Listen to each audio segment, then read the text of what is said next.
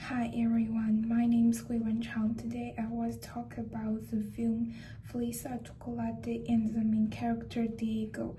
I will connect my analysis with two important series, which is Judith Butler's idea of gender performance and the Michel Foucault theory of power in knowledge. The film is set in Cuba during 1970s, a time which government has a lot of control over people's life. It tells the story of Diego, a gay artist, and David, a young community student. At the beginning, they are utterly different. David follows the rules of this society, and Diego lives in her own creative and emotional ways.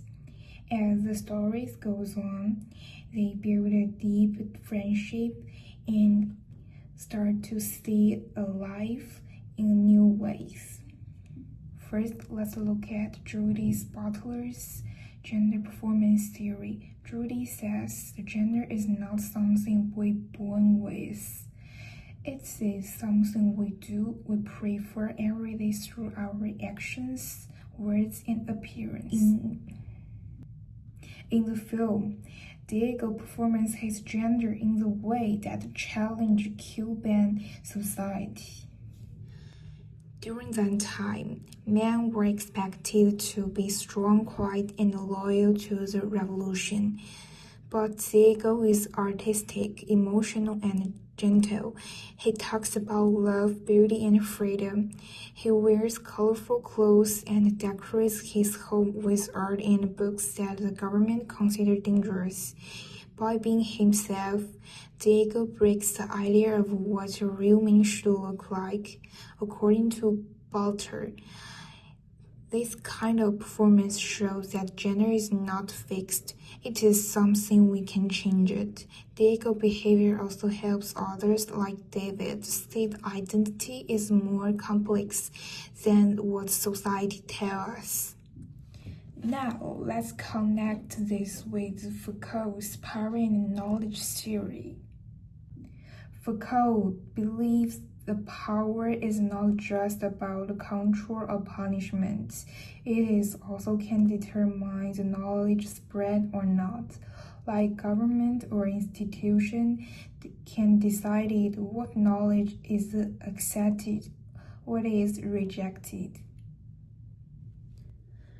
In the movie, the Cuban state used power to control people's thoughts and behaviors in the defense of who is a good citizen and who is not. Diego's idea art sexuality don't fit the system. He knows and expresses things that the government doesn't want people to talk about. That makes him a threat, not because he's so violent, but because his knowledge gives him power. Although Diego lives in a repressive society, he continually resists. His apartment becomes a small space of freedom, full of books, music, and honest conversation. Through art and friendship, he knows that knowledge can be a way to resist power. By the end, David changes too. He learns from Diego that being different is not wrong, and that freedom of thought and expression are important for everyone. In conclusion, Diego represents